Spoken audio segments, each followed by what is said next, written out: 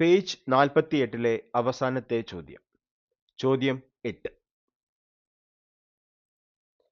ചിത്രത്തിലെ വൃത്തത്തിൽ AB, CD ഇവ പരസ്പരം ലംബമായ ഞാണുകളാണ്. APC, BQD എന്നീ ചാപങ്ങൾ ചേർത്ത് വച്ചാൽ വൃത്തത്തിന്റെ പകുതി ആകും എന്ന് തെളിയിക്കുക. അപ്പോൾ ചിത്രത്തിൽ നമുക്ക് AB, CD എന്നീ രണ്ട് ഞാണുകൾ തന്നിട്ടുണ്ട്. അത് പരസ്പരം ലംബമാണ്. ഇനി APC, BQD ഈ രണ്ട് ചാപങ്ങൾ ചേർത്ത് വെച്ചിട്ടുണ്ടെങ്കിൽ വൃത്തത്തിന്റെ പകുതി കിട്ടുമെന്നാണ് തെളിയിക്കേണ്ടത്.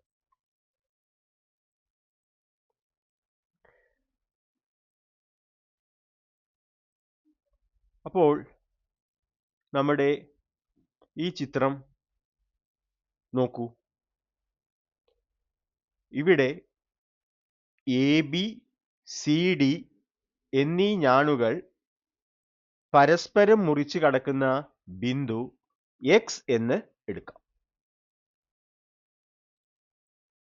അപ്പോൾ ഈ ചോദ്യം നമ്മൾ തെളിയിക്കാൻ വേണ്ടി ഞാണുകൾ പരസ്പരം മുറിച്ച് കടക്കുന്ന ബിന്ദുവിനെ X എന്ന് വിളിക്കാം. ഇനി AD എന്നീ ബിന്ദുക്കൾ തമ്മിൽ ഒരു വര വഴി യോജിപ്പിക്കുക. അപ്പോൾ നമുക്ക് AD എന്ന ഒരു വര കിട്ടും. ഇനി ഒന്നാമത്തെ സ്റ്റെപ്പ് നമുക്ക് നോക്കാം. ഒന്നാമത്തെ സ്റ്റെപ്പിൽ പറയുന്നത് ഇവിടെ ABയും CDയും പരസ്പരം ലംബമായതുകൊണ്ട് അവ കൂട്ടിമുട്ടുന്ന ബിന്ദുവായ Xൽ ഉണ്ടാകുന്ന കോൺ 90 ഡിഗ്രി ആയിരിക്കും. ഞാണുകളായ ABയും CDയും പരസ്പരം ലംബമായതുകൊണ്ട് അവ മുറിച്ചു കടക്കുന്ന ബിന്ദു Xൽ ഉണ്ടാകുന്ന കോൺ 90 ഡിഗ്രി ആയിരിക്കും. അതായത് കോൺ AXB, AXD 90 ഡിഗ്രി ആയിരിക്കും. ഓക്കെ. ഇനി രണ്ടാമത്തെ സ്റ്റെപ്പ് എന്താണ്? ഇവിടെ AXD എന്ന ത്രികോണത്തിൽ കോൺ AXD 90 ഡിഗ്രി ആയതിനാൽ ഇത് ഒരു മട്ടത്രികോണമാണ്. ഒരു മട്ടത്രികോണത്തിൽ മറ്റ് രണ്ട് കോണുകളുടെ തുക 90 ഡിഗ്രി ആയിരിക്കും. അതിൽ നിന്നും നമുക്ക് കോൺ XAD പ്ലസ് കോൺ XDA 90 ഡിഗ്രി എന്ന് എഴുതാം. അതായത് ഇപ്പോൾ ഇവിടെ രൂപപ്പെട്ട മട്ടത്രികോണം AXD ശ്രദ്ധിക്കുക. ഒരു മട്ടത്രികോണത്തിലെ ബാക്കി രണ്ട് കോണുകളുടെ തുക 90 ഡിഗ്രി ആയിരിക്കും. അതുകൊണ്ട് കോൺ XAD പ്ലസ് XDA 90 ഡിഗ്രി ആയിരിക്കും. ഓക്കെ.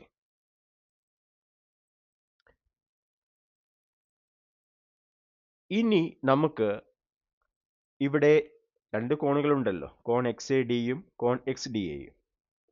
ഇനി കോൺ XADയും XDAയും ഇതിൻ്റെ എതിർ ചാപത്തിലുള്ള കോണുമായി എങ്ങനെ ബന്ധപ്പെട്ട് കിടക്കുന്നു എന്ന് നമുക്ക് നോക്കാം. അപ്പോൾ സ്റ്റെപ്പ് 3ൽ ഈ കോണുകളും അവയ്ക്ക് എതിരെയുള്ള ചാപങ്ങളും തമ്മിലുള്ള ബന്ധമാണ് നോക്കാൻ പോകുന്നത്. ആദ്യം നമുക്ക് XAD നോക്കാം. ഇവിടെ AB എന്ന രേഖ AX എന്ന വരയെ നീട്ടി വരച്ചതാണ്. AX നീട്ടി വരച്ചാലാണ് നമുക്ക് AB കിട്ടുക.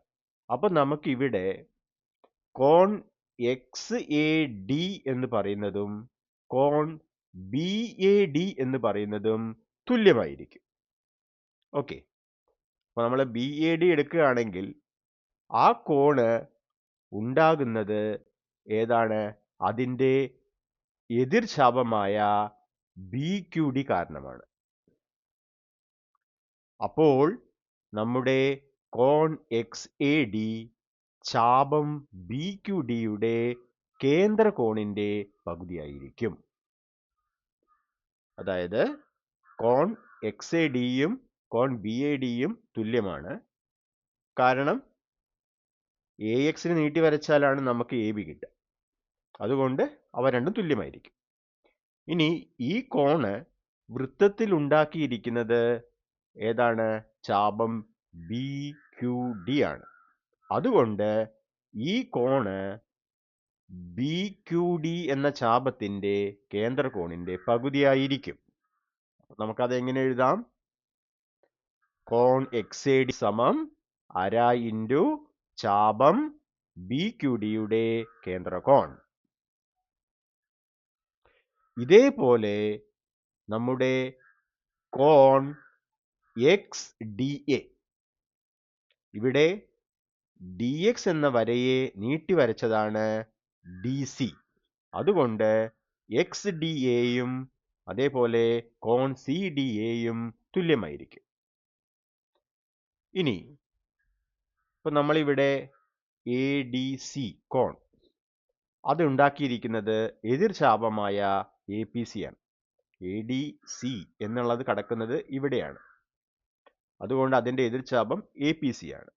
അപ്പോൾ എ പി സി എന്ന ചാപത്തിന്റെ കേന്ദ്രകോണിന്റെ പകുതിയായിരിക്കും ഏത്? കോൺ എക്സ് ഡി എ അല്ലെങ്കിൽ നമ്മുടെ എ ഡി സി എന്ന കോണ്. അതായത് കോൺ എക്സ് ഡി എ എന്ന് പറഞ്ഞാൽ അര ഇൻറ്റു ചാപം എ പി സിയുടെ കേന്ദ്രകോൺ. അപ്പൊ ഇവിടെ ഈ രണ്ട് കോണുകളും എതിർ ചാപമായിട്ടുള്ള ബന്ധം നമ്മൾ മനസ്സിലാക്കി. ഇനി ഈ വിലകൾ നമുക്ക് സമവാക്യം 1 കൊടുത്താൽ നമുക്ക് നാലാമത്തെ സ്റ്റെപ്പ് എഴുതാം. അപ്പോൾ നാലാമത്തെ സ്റ്റെപ്പ് എന്താണ്? ഈ രണ്ട് വിലകളും സമവാക്യം 1 നൽകുക. അപ്പൊ നമുക്ക് എന്ത് കിട്ടും?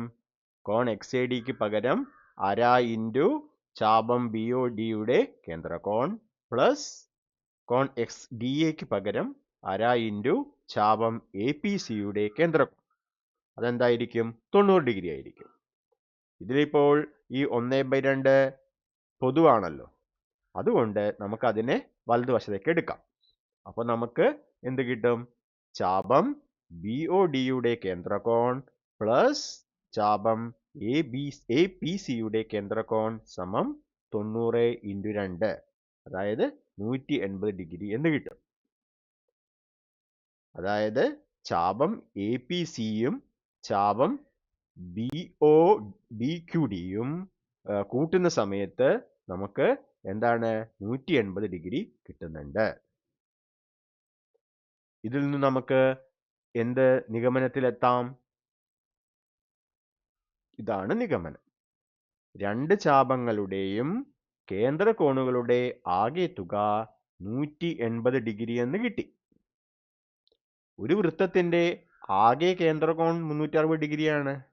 അതുകൊണ്ട് 180 ഡിഗ്രി കോണുള്ള ചാപങ്ങൾ ചേർത്ത് വെച്ചാൽ അത് വൃത്തത്തിന്റെ കൃത്യം പകുതിയായിരിക്കും എന്ന് നമുക്ക് തെളിയാം. അപ്പോൾ നമ്മൾ തെളിയിച്ചിരിക്കുന്നു. ഓക്കെ, അപ്പം നമ്മൾ ഇത് ഒരു 4 സ്റ്റെപ്പ് കൊണ്ടാണ് ഇത് തെളിയിച്ചത്.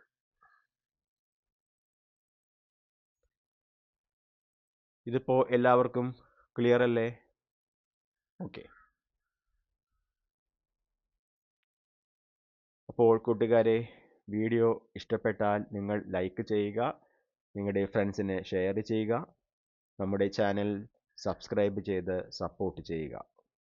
നിങ്ങൾക്ക് എന്തെങ്കിലും ഡൗട്ട് ഉണ്ടെങ്കിലോ അല്ലെങ്കിൽ വീഡിയോയെ പറ്റിയുള്ള നിങ്ങളുടെ അഭിപ്രായങ്ങൾ കമൻ്റായിട്ട് ഇടുക. അപ്പോൾ വീഡിയോ കണ്ടതിന് നന്ദി. അടുത്ത വീഡിയോ വരുന്നത് വരെ താങ്ക് യു.